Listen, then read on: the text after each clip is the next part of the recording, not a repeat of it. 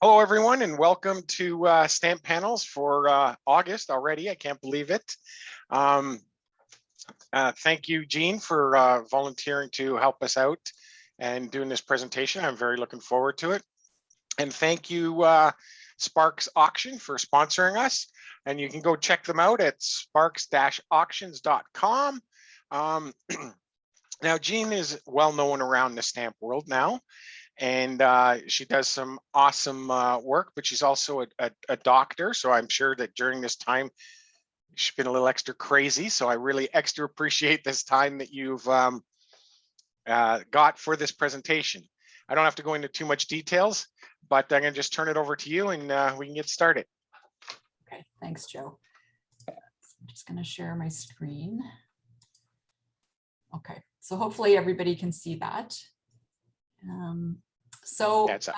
Yeah, okay, so hi everyone. Tonight I'm going to talk to you guys about the sort of backstory of this stamp issue, which Canada Post issued back in September of last year. It was a set of 5 stamps depicting 6 medical groundbreakers. And so I'm going to take you from the original concept proposal through the design process and give you some insights into sort of what goes on behind the scenes and what's involved in producing a stamp issue. It's about a 2-year process. And then we'll end up with some of the things that happened around, when the stamps were issued and the whole stamp launch. So this is the stamp set. So I'll just go back to the beginning and give you a bit of background. So there's a Canada Post Stamp Advisory Committee, which is really the committee that shepherds the Canada Post Stamp program. So normally it's 12 people, and it's a mix of people with graphic design background or expertise, people with who are historians, and usually there's 1 or 2 people from the philatelic world as well. And so this is a group of people. They meet 3 times a year, and they choose the topics that will be covered on stamps, and also choose the designs and help with the optimizing the designs for the various issues.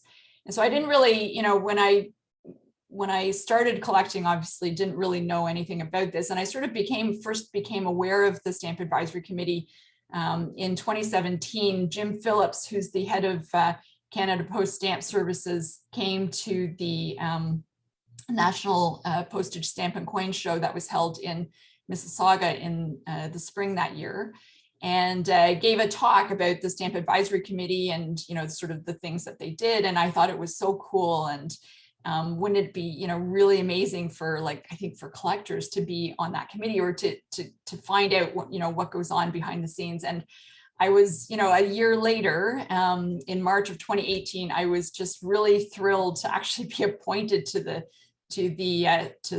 SAC. And it's been, I've been on it now for just over 3 years, and it's been an amazing experience. I've learned so much about the whole design process and obviously, what goes on, but just, listening to the designers and the historians talk when we have our meetings, it's just been really an amazing experience. So what I'm going to share with you, a lot of the stuff, obviously, that we talk about in terms of how we select topics and what's coming up in the future is confidential, and we're not supposed to discuss that. But they're okay with me sort of giving you the background, and I've actually presented this for my medical colleagues as well. I was telling Joe behind this stamp issue that came out already last year. So this is just an overview of the Stamp Advisory Committee and the whole process. So I actually got this slide from Elia Anoya, who is on the stamp services at Canada Post. So basically, it starts when the ideas are first proposed, and other than the sort of the issues that they have every year, like the flower stamp in the spring, and obviously the Christmas issue and holiday issues in the winter, the sort of other commemorative issues that come out are, the ideas can come from anywhere. So a lot of them are ideas that are suggested by, citizens of Canada. So people can send in their ideas, and all the ideas that are sent in are considered by the Stamp Advisory Committee. Now, obviously, everybody's got their pet idea, and we can't, the stamp program is very limited in terms of the number of stamp issues. So, we have to be very selective when we choose the topics that are going to be depicted. And there's a lot of things that go into the consideration of what ideas get depicted. Trying to get broad representation and cover different aspects of Canadian history and culture and representation across Canada and across all the diverse cultures that make up Canada. So we get quite a lot of suggestions every year, and the ones that are ultimately chosen, the stamp services, the people who work for stamp services, they do a lot of research and background into the different topics, and come up with different, and they consult with experts. And then when a topic is chosen, they will commission usually 2 or 3 different design firms to come up with design concepts. And then those designs come back to the Stamp Advisory Committee, and they show us all the different designs, and we pick the one that we like. And sometimes there are suggestions for how the designs could possibly be improved. And then usually once that's done, then they kind of just take it and run with it. And they work, the program managers work with the designers, and they go back and forth and finesse the design and finalize all the other aspects. And then finally the stamps are issued, and they decide on all the peripheral stuff like the booklets, if there's going to be a souvenir sheet or not, if there's going to be the larger pane. So none of that stuff, the Stamp Advisory Committee is involved with normally. We set the design, or we set the topics, and then we choose the initial design. But with the Medical Groundbreakers, I actually, was able to participate beyond the point where the Stamp Advisory Committee normally isn't involved anymore, because I had the medical expertise and, was able to go back and forth with them. So I have I'm able to share with you some of those design tweaks as we went along, which I think are kind of fun to see that process.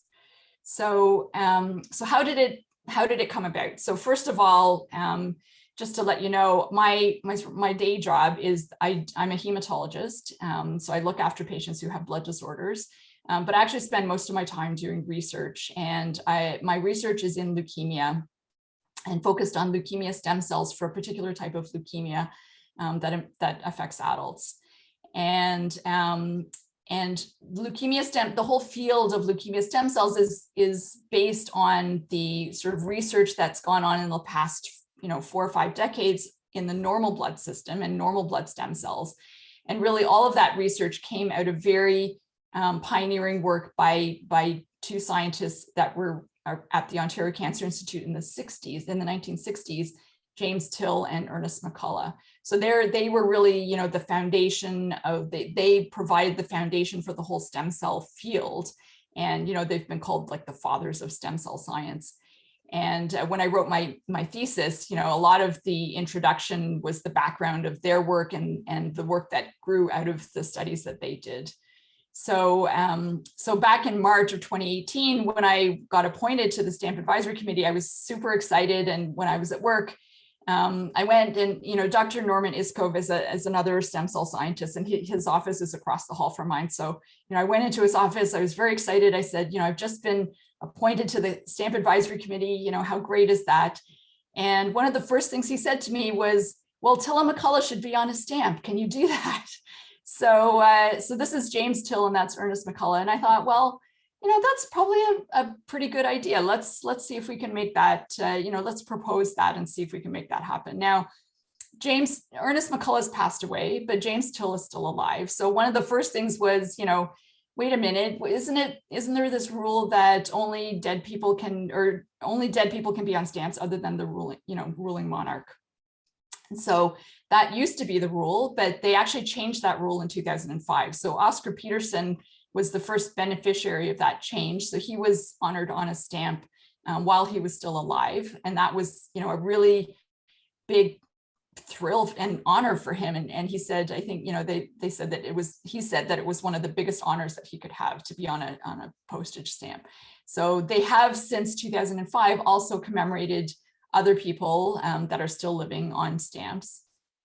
But one of the other, so actually before I go on and tell you more about the whole stamp proposal, I'll just give you a little bit more background about Till and McCullough. So this is just an article that was written about them. This is back in 2006, I think, where they're called the fathers of the field. So what they did was they worked with mouse bone marrow. So James Till had a physics background, and Ernest McCullough was a biologist. And together they studied the effects of radiation on mouse bone marrow. And around that time, it was 1960s, it was after World War II, there was all this, it was Cold War, people were worried about the effects of nuclear radiation and what would happen with bone marrow and stem cells. And so their research was kind of driven a little bit by that, but they did these seminal experiments where they were able to identify blood stem cells in the mouse bone marrow. And it was published in a, not a really high profile journal, but this was really the paper that set off the whole field. And, we could now do experiments where we could study these stem cells and we could count them. And that was really important in terms of understanding the effects of drugs and other biological processes on these cells. And this is Mars Discovery District where I work. And there was actually a bronze portrait installation that was made a few years ago by Ruth Abernethy. There's actually a sort of matching one out in BC at the Terry Fox Institute, but this is Till and McCullough. And I love this because it's just them sitting on stools talking science, and you can go and join them in their discussion. It's a really inviting kind of portrait of them. So, so I think, these two men were very instrumental in the field of stem cell biology, but it is, in terms of the impact and importance to Canada, it is a little bit, I guess you could maybe say niche. And I kind of knew from talking to other people and looking at the criteria that Canada Post considers when looking at stamp proposals, that it's much more likely they're going to consider a proposal if there's broader reach and broader impact and relevance to all of Canada and not just maybe one area or one aspect. So then I thought, to increase the likelihood of this being accepted as a stamp topic, because I didn't think it would be likely that, just a stamp for Till and McCullough would fly. I thought, what if we, made it a broader stamp issue and looked at not just these two, men and their remarkable achievements, but look at other researchers or clinicians who've made really big impacts in the medical field or in medical research in Canada and really changed the lives of, lots of people. So I went and did a bit more research and thinking about it. And what I did was I looked in the Canadian Medical Hall of Fame, where you're going to, you get the list of people that have made really significant contributions. Many of them have received the Order of Canada, and that's sort of a surrogate way of, vetting people, because if you're going to have living people on stamps, they really have to, have had a significant body of work, but also be really upstanding citizens, right? You don't want somebody that is going to later on do something embarrassing and embarrass Canada Post because they're on a stamp now. So, so somebody who's been, been honored with the Order of Canada is usually somebody who's passed already a pretty significant vetting process. And then I wanted to pick people that had, done work that came from across Canada to try and make it a more broadly relevant idea. And so this is the proposal as I made it to Canada Post. So Julio Montaner, who works in Vancouver, he's originally Argentinian, and he actually came to Vancouver as a resident, working in training in respirology, and ultimately ended up working in the field of infectious diseases in the 1980s, right at the peak of the AIDS epidemic.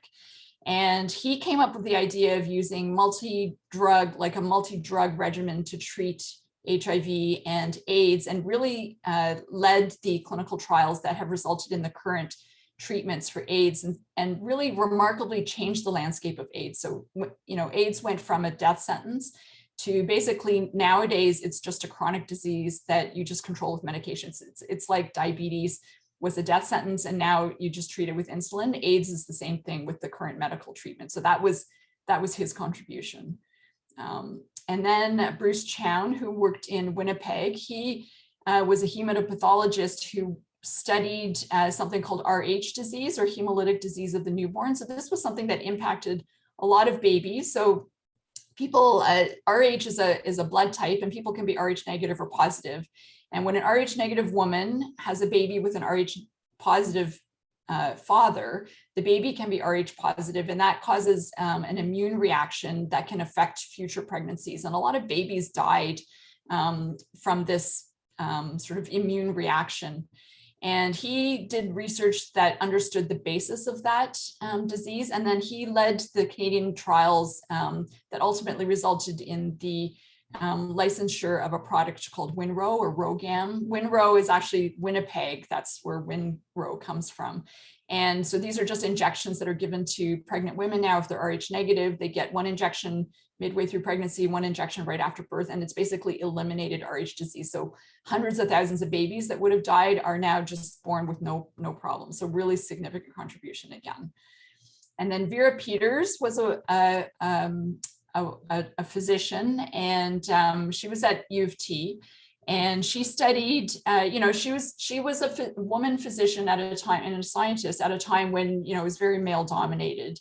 And so, she did research on treatment for Hodgkin lymphoma, which is a type of cancer of the blood system, and it affects younger people, and basically it was a death sentence. And she did research that basically and figured out that if you had early stage Hodgkin and just got treated with radiation, it basically was curative. So she took these, this disease from basically people dying from it to being cured of it. And later on, she did similar research in breast cancer, showing that women who had early stage breast cancer didn't need to have a radical mastectomy. They could just have a lumpectomy, and their outcomes were equivalent. And so, she had a really significant impact on two different types of cancers. And she worked at the Ontario Cancer Institute in Toronto. And then there was Tilla McCullough that I've already talked to you about, who established the field of stem cell science. And then Balfour Mount, who worked in Montreal, he was actually trained initially as a urologic cancer surgeon, but he founded the field of palliative care. So palliative care, it's like when he was starting this, there wasn't really any idea of patients, pain control and dying with dignity at the end of life, and patients with cancer, having like if you couldn't cure them, they kind of were just ignored, and dying with dignity and improving the quality of life at the end of life was not a concept. And he really he founded that whole field in North America, and they still do palliative care conferences that are international, and people come from all over the world. Really huge impact on people at the end of life and improving quality of life. And so he worked in Montreal at the Royal Vic. And so, I put together this proposal of these 5 stamps affecting, for people these medical groundbreakers from across Canada with impact on a diverse patient population, from infants to HIV and AIDS patients to cancer patients and people dying. And then the whole field of stem cell science and regenerative medicine. So it was I think, what they really liked was the stories that could be told behind these people and their work. And so the proposal was accepted at the June meeting. It was my first meeting at SAC, so I was really kind of nervous when I was presenting this, but I was really happy they kind of really embraced it and said, let's do it. So once it was accepted, they sent it out to 2 or 3 design firms. They never actually tell us who the designers are. So when they present the designs to us, we are objectively just looking at the designs, and we don't know who the designers are. And that's important because there are designers on the committee, and many of them have actually designed stamps on their own, and they would know who these designers are. So it's good, that they keep it sort of blinded so that there's no bias. So what they typically do is they bring the design concepts to SAC, and they present them with a little blurb on what the designers were thinking when they designed it. And in this case, there were 5 different concepts, and sometimes there can be as many as 8 or 9 different concepts. It just depends on the stamp issue. And often when there's, so usually if it's like a 5-stamp issue, when they do the initial design concepts, they won't work on all 5 stamps. They'll just work on like 2 out of the 5s, just so you can get an idea of the concept. And then once the design concept is chosen, then they'll go back and design the other 3 stamps in the set. And so I think, they just happened to pick the 2 stamps that showed the people from Toronto. But I think the reason they did this was because Vera Peters was the only woman depicted in the set. And Tilla McCullough was the only stamp where there were 2 people instead of 1 person. So I think they wanted to make sure that the design concept would work with those. So these were the 5 different design concepts that were brought back to SAC. And in some cases, like I said, this might have been 2 or 3 design firms. And so one design firm may come up with more than 1 concept, but you don't know, which 2 concepts were from design firm A versus design firm B. Sometimes if it's the same design firm and, we like elements from 2 different designs, they can move things around a little bit. But if it's a different design firm, they can't really transfer things from one design to another. Anyway, so typically what happens is the committee, we were presented with these and then we discussed them. I usually like to hear what the designers like to, say about, and you learn all kinds of stuff about like background and foreground and contrast, and the font's not right, and this is too big or too small. It's really interesting to hear that kind of discussion, because I never would think of, looking at it from that point of view. So, you probably have your favorite out of here. And actually, I have to say that initially, my favorite was not the one that we ended up choosing. And I was a little disappointed at the beginning, but ultimately I'm very happy with the design, and I'm happy and I'm glad that we went with the one that we ultimately chose. So out of these 5, this is the one up here that we ended up choosing. So we liked this the best, but there were elements in the design that we weren't really thrilled with, or that, when I say we, I mean the whole committee. So there were different people who had different suggestions. For example, it says medical heroes. They had medical heroes on all the stamp, and we didn't think, the whole issue was actually originally medical heroes, and then it was changed later to medical groundbreakers, but you didn't need to put that on every stamp. And we thought it'd be nice to put actually something that described what their contribution was. And also we weren't, we liked the fact that she had her hands on, and it was a very, like you could see the relationship with the patient to the physician, but we didn't like these sort of lines that were coming out of the guy's head, and we didn't really understand what these lines were here. So, what happens is you make some suggestions, the manager takes it back to the designer, and they say, yeah, they picked your design concept, but they had these suggestions for changes. And so then the designers go back, they do some revisions, and then sometimes that comes back to us if they're major, but if they're minor, often it won't even come back to us, and they'll just show us the final design later on. But in this case, we did want some fairly, big changes. And so they did come back to us at the next meeting. So this was I think September when we looked at these, and this was then near the end of the year. So they had, so they came back with 4 different options, which I'll show you now. So here now, because we chose the concept, they've now gone and designed for all 5 of the stamps in the set now. And you can see that instead of having medical heroes or medical groundbreakers, they've now put the major contributions. So stem cells for Tilla McCullough, Hodgkin disease for Vera Peters, palliative care, RH disease, and HIV therapy. And so this is the first revision. This was an alternative one. And then there was this one. And then this is the last one. So just to kind of put them all on one slide. So if we just look at these 2 stamps, these are the sort of different revision options that they came back to us with. And so, you can see these 2 are very similar. The only major difference is sort of the background contrast colors. Whereas, and these are more, maybe stylized, and then these are more, have actual photo images. So ultimately, and this one has this, they're hard to notice, but these little icons. So ultimately, we ended up choosing this design here. I think, the designers liked the fact that there was a portrait, which was black and white, and then color background, and then something that was, a piece of equipment or something else that was relating to the thing that they had done. So, so we chose this one. And so I'm going to go through now. So this was December, I think I said. So now this has been decided. So now the real research and, picky details start. So this is now, January 2019. So we're almost a year from when I made the first proposal. So they actually emailed me with these draft images, and the way they set it up is they have all the image sources. So you can see where they've, the designers have pulled all these images from.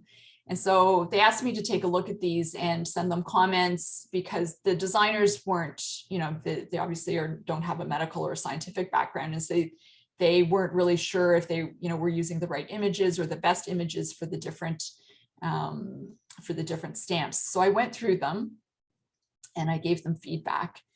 So I'll just show you the kinds of things. So actually for Balfour Mount, I thought it was a very nice stamp. There's a picture of a probably a dying patient in the background, and then somebody holding an older person's hand. So I didn't really have much to say about this one. And ultimately the final stamp design, which is here, they didn't really change anything, except for some reason they reversed the hands holding the older person's hand. I don't know if that was maybe it was like a aesthetic decision, but ultimately there wasn't a lot of change for this stamp.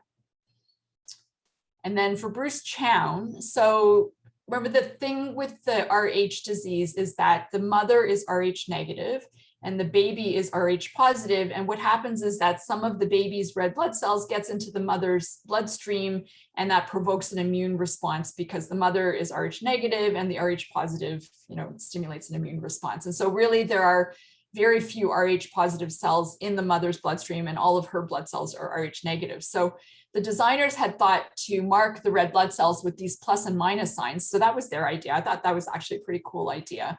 But when I looked at it, they actually had I think there were 4 plus signs, and I could only see 2 minus signs. And that's, this may seem like a really small detail, but for me, it was really important, because what's happening is that you're just getting one baby, RH positive red blood cell in a sea of RH negative blood cells, which are from the mother. So I asked them if they could just, get rid of most of the plus signs and maybe just leave 1 plus sign. And then they, on their own, they decided they didn't like this baby, and they actually changed it to a different picture of a different baby. So, but they did change the plus and minus signs. And so ultimately this is the final stamp design, there's only the 1 plus sign and everything else is a minus. Now this is, you're probably thinking this is like ultimate geeking, but if obviously the vast majority of the public won't understand this and won't care about it, but for hematologists, this is actually pretty important. So this was kind of like my baby. This was the original stamp concept for Julio Montaner. So this was a portrait, a lot of times they'll go and they'll just find portraits, or if the person is still living, or if it's, their family, they'll provide them with portraits to use on the stamp. And so they had gotten this from him or from the web. And then they had these 3 drugs, which are the different components of the multi-drug therapy. And then they just had this background of these cells. When I actually went and looked at what these cells were, because there was the link on the original draft that they sent me, this was just some random image of a cell from Shutterstock. And actually the description of the cell, when you look at the Shutterstock page, is just bacteria, virus, or cell 3D. And actually it kind of looks like a coronavirus, right? Now, back then we didn't have this concept in our brain, but now it actually just kind of looks like a coronavirus. So, I know that they had wanted to, show HIV and a cell infected with HIV. So I actually went and found for them, there's lots of, photo libraries online where you can find these kinds of images. So this was a scanning electron micrograph of a T cell that's actually infected with HIV. So this is an actual T cell, and these little red dots are the virus particles. And so of course, this is much more, accurate and representative. So I asked them to switch the cell picture. And then the committee didn't really like this image of him because his hand is very prominent. It looks kind of weird, like the perspective. So we asked them if they could, reshoot it and just have a different, just so it wouldn't look so prominent at the front. And then Dr. Montaigne actually himself didn't like having the drugs there, and he wanted them to change that to the red ribbon for HIV. So this is the ultimate, this is the final stamp design. You can see they redid the photography. So it's the same pose, but just looks much better in terms of the proportions. And they've put the T cells in the background here instead of these weird coronavirus looking cells, and then the red ribbon for AIDS. So this is the final stamp design. And then for Vera Peters, so this was the original concept. So this was a black and white photo of her with a patient, undergoing radiation therapy, because that was her big contribution, was the radiation therapy for Hodgkin lymphoma. But ultimately, the family actually asked if they would change this image to an image of her teaching, because teaching was a big part of what she did. And she had a lot of, she mentored a lot of trainees. And so they were really, they wanted to have an image of her teaching. And so they took this image and then they changed around the radiation machine as well. And then they had the slightly different background. So when I looked at it, initially, actually, I didn't really understand the black and white photo because I couldn't figure out what this was. So I actually went and Googled a little bit, and I actually found the original photos. These are all over the internet. You can actually find these on different web pages and stuff. So I found the original photo where this this image had come from. And what I couldn't understand what this was. So actually, if you look, what they did was they took this board, right, which is, she's talking here about, she's got her hand at the level of the diaphragm, because with Hodgkin disease, you kind of talk about disease above the diaphragm, disease below the diaphragm. And so she's probably just pointing out the diaphragm there, but they wanted to move this down a little bit. So they kind of cropped it and they moved it down, but her hand is still here. So that's why it looked so weird to me. So I pointed that out to them. I said, you have to actually put this back up so that, her hand is not appearing twice. And then I didn't understand what this background was. So I went and looked at the original image, and it was an image of breast cancer. So it was a stain of a breast cancer sample. But, Hodgkin, so she did work in both Hodgkin disease and breast cancer, but with Hodgkin disease was her first work. And so I thought it would be better to have an image of Hodgkin disease. And the thing about Hodgkin disease is that they're actually characteristic cells, which I'll show you on the next slide. But before I get to that, the last thing on here was this radiation machine, which is a very modern radiation machine. So this is the original photo from Shutterstock. So they called it an advanced medical linear accelerator. But I thought it would be more appropriate, to use a radiation machine that she actually would have used at the time that she was doing her work. So if you actually go on the U of T website, you'll see this radiation machine. This was a machine that was actually developed at Ontario Cancer Institute by Harold John, called the Cobalt Exotron bomb. So this machine actually has been on a Canada Post stamp. I can't remember what year it was issued, but it was a part of a set of 4 on Canadian technology and science. And so I thought, they should find an image of the machine. This is her standing with this machine, the actual machine that she used rather than a modern one. So they agreed with that. And then what I was saying about Hodgkin disease was there's very characteristic cells. So these are called Reed-Sternberg cells. They're just named after the guy who described them. But it's something I always remember from my medical school, even though this is not anything that I work with now or treat patients. But these are like, they look like owl eyes. And I just remember this from my histology. And most people will remember that, like if you're in the hematology field or the oncology field and you know you've learned about Hodgkin lymphoma, you'll remember these Reed-Sternberg cells. And so I thought it would be cool if we could actually put that on the stamp. Not that the vast majority of people would ever notice, but if you're knowledgeable about it, you'll look for it and you'll see it, which is really cool, right? So these little Easter eggs that you can find. So I went again on a pathology website and I found this really nice image of Hodgkin disease with these really nice Reed-Sternberg cells. And so Canada Post actually asked me to, if I would contact the person, the guy who did the web pathology website was he's a pathologist in the US, and he just does this as a learning tool. And so I emailed him and said, hey, can we use is it okay if we use this image for a stamp for Canada Post? You know, we're not going to pay you for it or anything, but we'll credit you. And he thought it was really cool. So he said, of course, you know, use it. So ultimately they ended up using that. So this is the final stamp image. So you can see they've fixed this.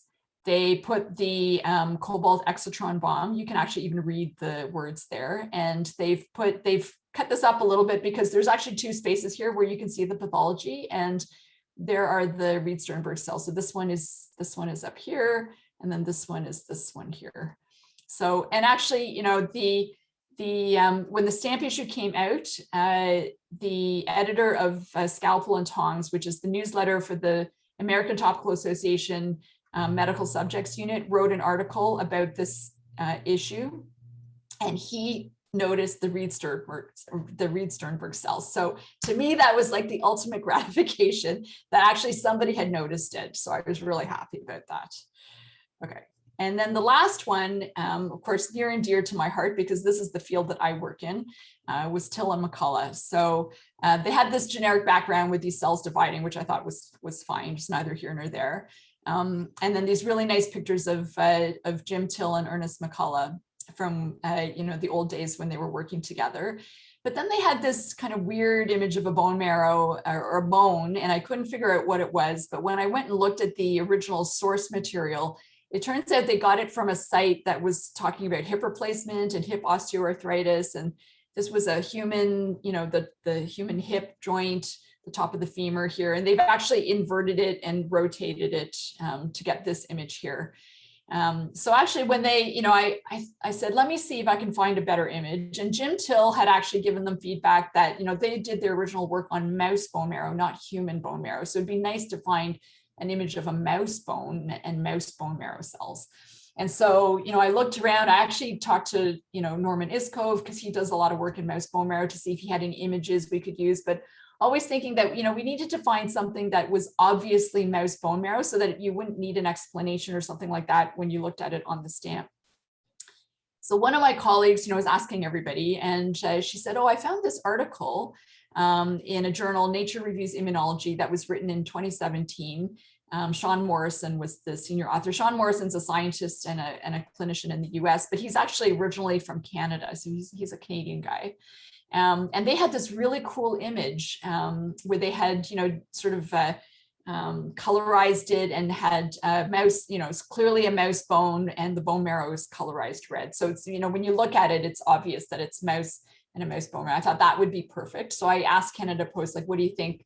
Do you think you could use an image like this? And so they sent it to the designers. The designers kind of did a mock-up and said, you know, this is what it would look like. So they said, yes, this is great. You know, can we get an image? I didn't, you know, I don't think we could use the one that was actually in the journal, but I contacted Sean and I said, you know, I know him from our work because we work in similar fields.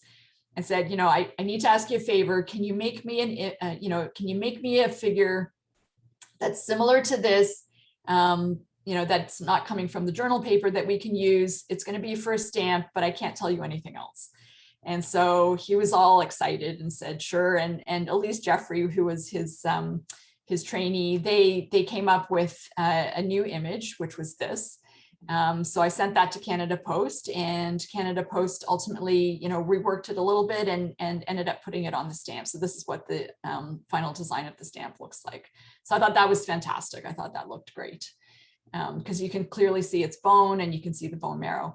Now, the other thing, you know, that I hadn't pointed out before, so here they've got James Till and Ernest McCullough, because when we talk about Till and McCullough, it's just Till and McCullough. It's like Simon and Garfunkel, Till and McCullough. But what happened was the designers looked at it, and when they, you know, updated the stamp, they changed around the order to Ernest McCullough and James Till, because that's how they appear on the stamp, left to right. And I didn't notice it until sort of a little while later. And then I went back to Canada Post and said, you know, I think you have to switch the order of this, because whenever the people in the science community talk about them, it's Till and McCullough. Like there's a Till and McCullough award, you know, there's a Till and McCullough lectureship. It's all Till and McCullough. And later, you know, they had done the first day cover, like the wording on the back of the first day cover, and it was all McCullough and Till. You know, they talk about McCullough first and then Till. And I just said, like, this is just wrong. You know, it'd be instead of Simon and Garfunkel, it'd be Garfunkel and Simon. Like, it just doesn't sound right. And, you know, even if you like, people in the science community are going to know who these guys are. It doesn't matter that they're left to right or right to left. And if you don't know who they are, you know, you'll look it up or it won't matter to you. But people, like, to people in the scientific community, it should be Till and McCullough. So I convinced them, and ultimately they did change it back around to Till and McCullough. So I was very happy about that. So these are all, you know, these are all little details, but ultimately, like, you want to get it right.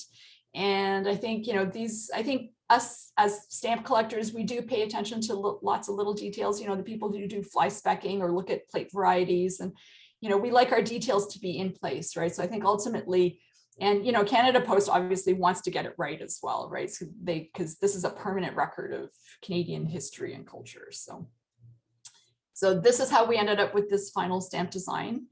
And so then, you know, and like I said before, normally that's the end of the Stamp Advisory Committee's involvement, is basically choosing the design concept, and we're not really involved after that. But, you know, they were coming back to me and asking me questions just to make sure they got all the design elements right. So one thing that they wanted to do for the cover of the booklet was to put a stethoscope, and all the images that they could find online of stethoscopes mostly are from Littmann, and Littmann is a big manufacturer of stethoscopes. And so they didn't really want to have the logo, the Littmann logo there. But when they tried to sort of, you know, Photoshop it out, it didn't really look right. And, you know, this doesn't look right because this part of the stethoscope is actually covered with a rubber rim. So this definitely wasn't right. This is what it looks like. This is a picture of me holding my stethoscope. I took a picture to show them what it should look like without that little piece there. And so ultimately, we couldn't really find a proper image online. So the design firm was in Vancouver. I actually emailed a colleague of mine in Vancouver. And again, I said, like, I need you to find me a stethoscope that's black, you know, that's fairly new. And I can't tell you why, but, you know, we're going to do some photography. And so he found one, and this was the designer, they shipped the stethoscope to the designers, they took some photos and they sent the stethoscope back to the owner. So this is what they sent me. This wire here is just to hold the stethoscope in place for the photography, and they removed it in the final design. And there's also some engraving around the edge of the stethoscope here, which they ultimately took out. So this is the final booklet cover. And the inside of the booklet. So each booklet had 2 sets of the stamps. And this is the only time I think I'm ever going to get to be on a Canada Post product, but in the acknowledgements. So Mary Guspodarowicz is a clinician who helped them with Vera Peters' background. Norman Iskov was helping them with the stem cell background. And then I've got my name on there too. So this is I think the only time I'm ever going to get on a Canadian stamp. And then when they launched it, now, of course, you know, we were in full swing in the pandemic.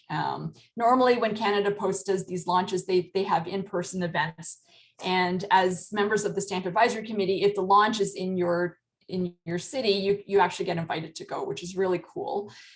So I actually was originally really looking forward to, you know, because I thought they would at least do an event at Princess Margaret, because 2 of the stamps were for, you know, scientists that had been at Princess Margaret. But ultimately what has ended up happening is a lot of their stamp launches have been virtual online.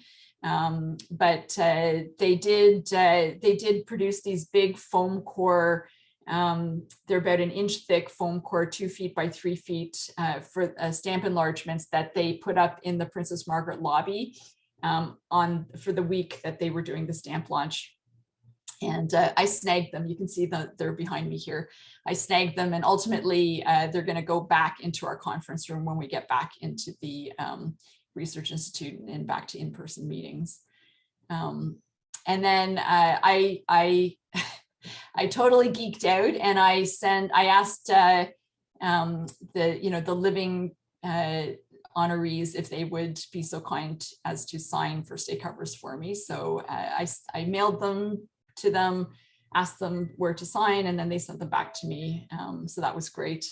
And then if you want to read more or learn more about the background of these medical groundbreakers and their different achievements. I wrote an article for the Canadian Philatelist that appeared in the September-October issue last year. That gives a bit more background about each stamp. And then the Canada Post website has a page. So if you type in this shortcut, that'll take you to the page, and they've got more background.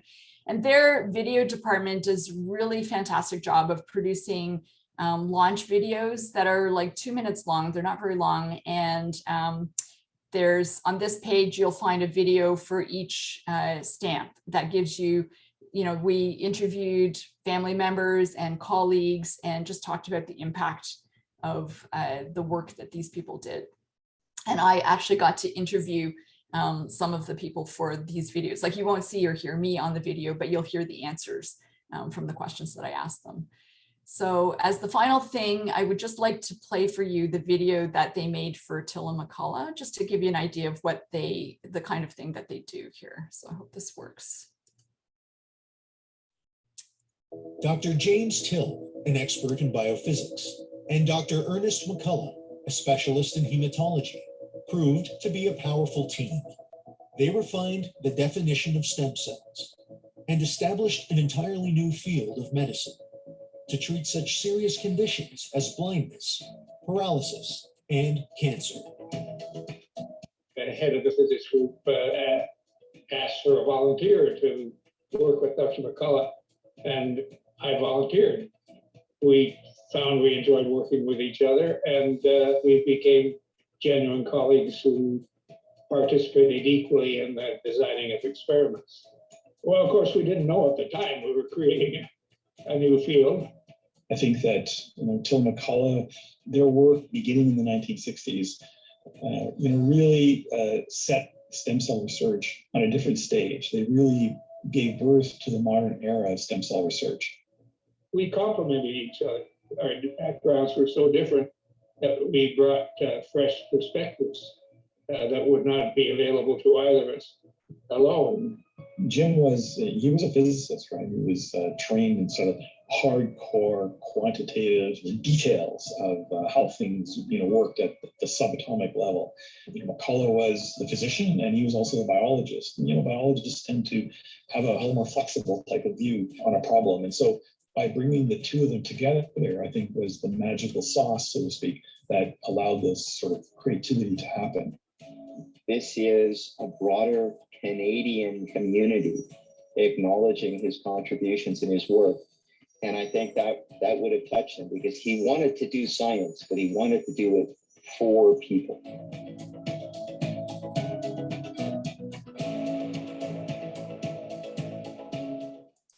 Dr. James. So that's it. So I hope you enjoyed it and have more understanding of what it takes to produce a stamp. It's about a 2-year process. And so, any stamp topics that you want to propose to Canada Post, if there's a significant anniversary or something, you need to plan ahead and make sure they get the proposal at least 2 years ahead. So I think, Joe, I'm going to stop sharing and awesome. happy to take any questions. Before we take questions, I super enjoyed that. I really did. And I really like the idea that you said that everyone could obviously see that was a mouse bone. Well, you can say it was a bone. Maybe not a mouse bone, but at least a bone. So anyone has questions, just type them in. I did notice in the chat that some people are looking for you to sign their booklets.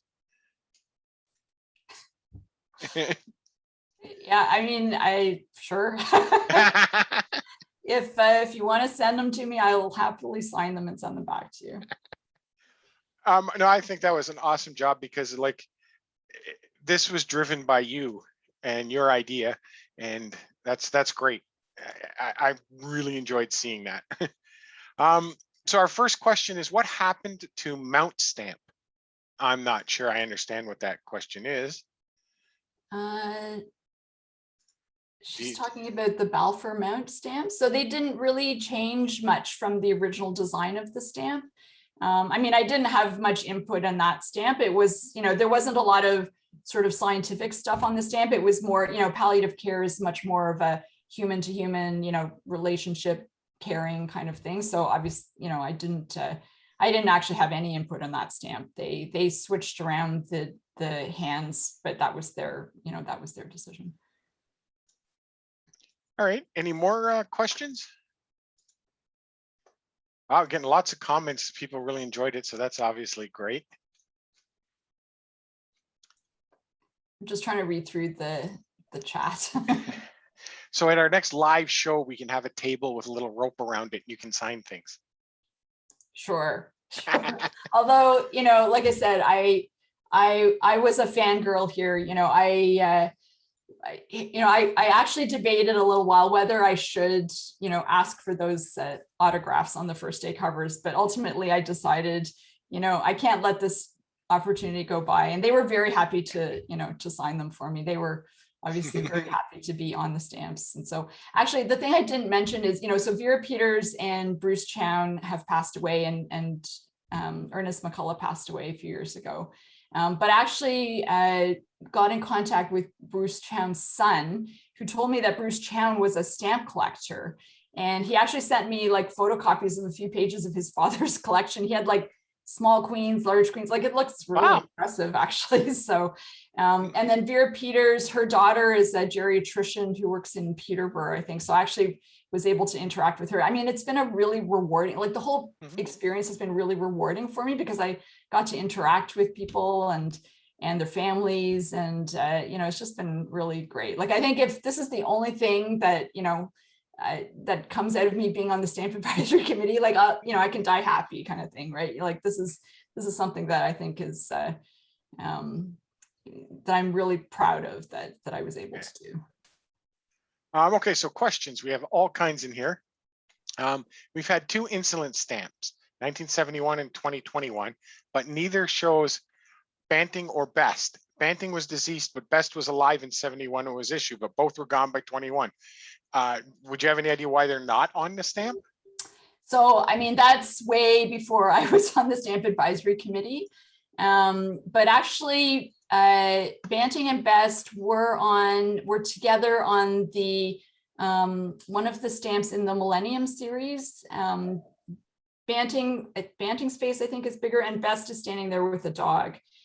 So I think they're both on that stamp, and Banting, I'm sure, has been on other stamps too. Maybe not on, like, definitely not on the current insulin stamp, but that was just, I mean, that was just ultimately what came out of the design selection process. I noticed quite a few subtle changes that ultimately made the stamps look better. Examples: wider ribbons on the Order of Canada medals, switching to P in Canada at the bottoms, and a doctor's photo with a tie on his white shirt instead of a sweater, which provides more open images. Cheers. Yeah, so a lot of those were not things that we had any input. The designers will keep tweaking the design right until the stamp issue. I know that for some of the other issues that we've gone through the Stamp Advisory Committee, sometimes the designers will comment that the P and the Canada should be in a different place or maybe a different color. They even comment on the font sometimes, like they say the font is not appropriate to the era of whatever's being commemorated. I mean, this is all stuff that I'm learning, right, from the sort of graphic design point of view. But so I didn't really have any input on that, that kind of tweaking. That's really designer stuff. My input was all on the scientific images. Were more people considered for this series? No, actually, so that set of 5 stamps with 6 people was basically the proposal that I made, and they just took it as it was. Which topic of medical research would you recommend for the next set in the series? Yeah, I'd have to think about it. One of the things that we did discuss at the committee, because we always try and get a balance of men and women and, different cultures. And although Balfour Mount was from Montreal, he was an Anglophone, not a Francophone. And, there's only 1 woman and 5 men, but, it was ultimately, we decided that the topic and the people who had, their achievements was what should earn them, being selected for the stamp. And these were 5 people that had remarkable achievements that were all, at a certain level that, I think together made a really nice story and cohesive, and impacted a lot of different patient populations, and did come from across Canada, work that was across Canada. So I don't know. I mean, for the next series, I'd have to really kind of go dig back into the Medical Hall of Fame and see if there's another set of 5 that we could put together. Is it unusual for an advisory committee member to actually propose and follow through the way you did with the stamp issue? Yeah, like I said, for most issues, the committee is not involved anymore once they pick the main design concept. Especially for the designers, because they wouldn't be involved in the design process. That's mostly between the stamp manager and the actual designer. So once they've made their initial suggestions, it just goes back to the designer and the stamp manager, and they work back and forth. I think people who have, it may be possible that, for example, someone on the committee who has a historical background, who, has a strong connection with a historical topic, may be consulted for their expertise regarding, that particular stamp. But I've not been involved with any other stamp issues like I've been involved with this one. But, but I think partly because it was my proposal, but also partly because I had some expertise and could advise them on the different images and stuff. But I think it's an exception, not the rule, definitely. What permissions were needed from those featured on the stamps or their estates? So that's not something that we're usually involved with, but I do know that, obviously you have to, if the person's living, they have to consent to be on the stamp. If they're deceased, their family or their estate has to consent. Now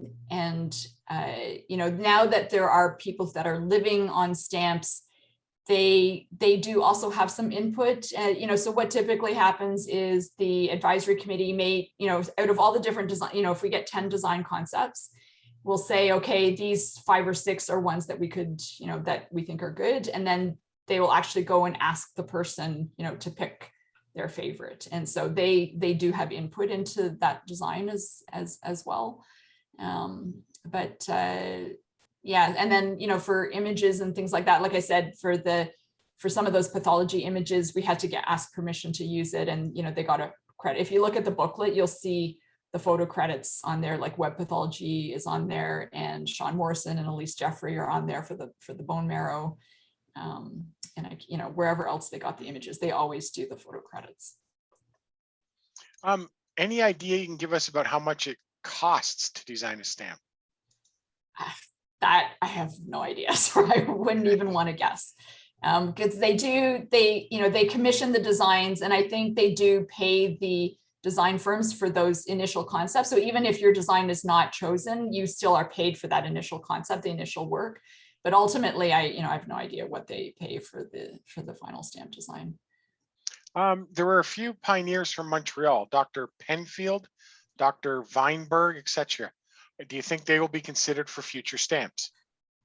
Yeah, like I said, I mean, first of all, I'm not even sure there will be another series, of Medical Groundbreakers. And if there are, we would have to, look and try and get balance again. And, if we couldn't get balance within one issue, we could try and do balance, if there's more series, like, some of the other series that Canada Post has done, like, for example, Haunted Canada, where they did 5 stamps at a time, but they did like 3 series. So they try and get balance over the entire series in terms of regional representation. So those are the kinds of considerations that go into it. But, I couldn't really speak to what is going to happen in the future with this idea. Have any others at work approached you with new stamp ideas? No, I wouldn't say so. No. I know we had some questions in the chat, so I'm just going to run through there. Can you tell us about any other stamp ideas you'd like to see Canada Post issue? I do have some, and I have made some proposals, but I'm afraid you're going to have to just wait and see what comes out from Canada Post. If you had not suggested those changes, would there have been an alternative check on details? I mean, For sure. So like I said, Mary Gospodarowicz and Norman Iskov were also credited. So they did, they did go to them for their input on probably some of the writing that they did on the first day cover and things like that. And I know Mary asked them to change, because I think they originally had Hodgkin's disease, but the name of Hodgkin lymphoma and Hodgkin's disease has changed a lot over time. And so she had some input there, but I'm not sure that they asked me to look at the images. I'm sure if I wasn't around, they would have asked somebody else. They're very diligent, I would say, in their research to make sure that they get the images and stuff right now. Sometimes things do slip through, but they do their best. Like the Ron Mountain Range at the back. Yes, the drum color. Yes. How often do members of the Stamp Advisory Committee propose and get their ideas accepted? Are you the first?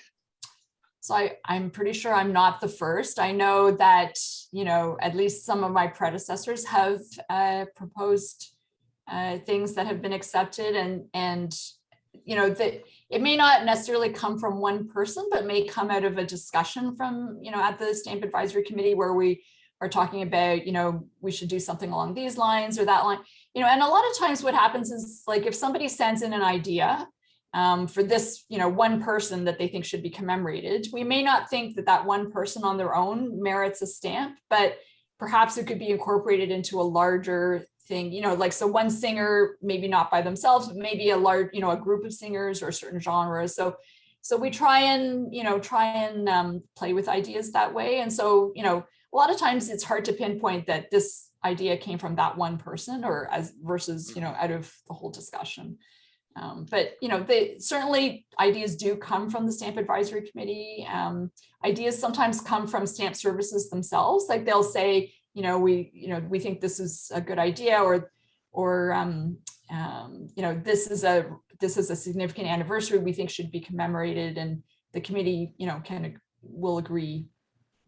Or sometimes we'll say, we don't really think so, and ideas are not retained. So, it's a real give and take process, I would say. Yeah, well, unfortunately, most ideas end up getting rejected because there's otherwise we'd have way too many stamps, right? Yeah, collectors always complain that there's too many stamps, right? And then people complain that their ideas aren't accepted. So it's impossible to please everybody. Yeah. And we do have to strike balance in sports, culture, entertainment, science, everything, right? So I think Canada Post does a pretty good job in trying to achieve balance, at least, even if not within one issue, over a program or over several years of a program.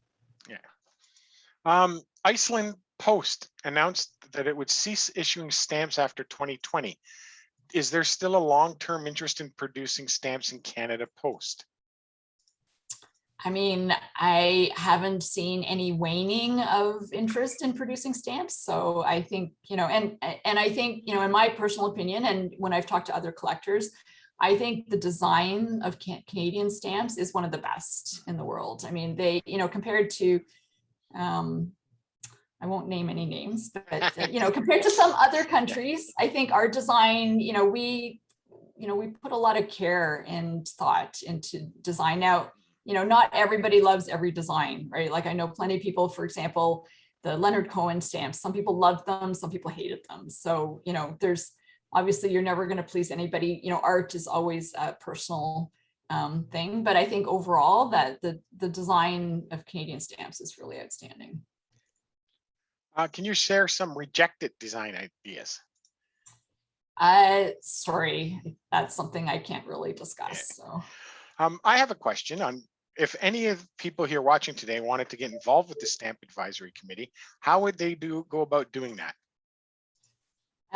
So I'm not sure what you mean by getting involved. Certainly, like getting on it. Oh, getting on it. Yeah, that I don't even really know for sure how I got to be on it. But they actually, it's funny because the year that I was invited, I think there were 3 other people that came on with me. They were designers and historians. And when I was talking to Elia afterward, she sends invitations to everybody to ask them if they would be interested to be on the committee. And she told me that out of the 4 people that she invited, including me, that she thought I was actually the lowest probability to accept because she thought I'd be too busy. And I said, like, are you crazy? This is like the ultimate, the dream of any philatelist is to get, a behind the scenes look and to actually be involved in the stamp program. And, because this is like permanent history, right? And a permanent record of Canada. So I think it's really cool. So I'm sorry, I don't really have any advice for you on how to do that, but but obviously if they invite you, go for it. How often do members of the Stamp Advisory Committee change? So we are appointed for 3 years and then it can be renewed once. So I'm currently in my 4th year now. So I'm going to be very sad when my time is up, but they changed that a while ago. I think, I'm not even sure when they changed it, but I think before people could be on it a bit longer, but now there's, so during the time, since I've joined the Stamp Advisory Committee, there've actually been a lot of people who left and new people that have come on. So, it's actually nice because then you get to work with, you get to know and work with new people all the time. So. Another question in the chat. Do the suggestions for themes such as ghosts or bridges come from Canada Post or actually individuals? So I would say most of the subjects that are, not the ones that are, the flower stamp every year and things like that, but the different ones that come out every year are mostly from suggestions that come from the public. What I'm going to do is I'm just going to wrap up the official portion and then we'll go to the everyone can chat portion. But I wanted to thank you, Jean. That was like absolutely fascinating. I might just go to the website afterwards and watch it again. That's how much I enjoyed it. So thank you. Thank you everyone for coming and listening in. And thanks to Sparks Auctions for sponsoring us here today. And thank you very much. And I'm going to halt it right there.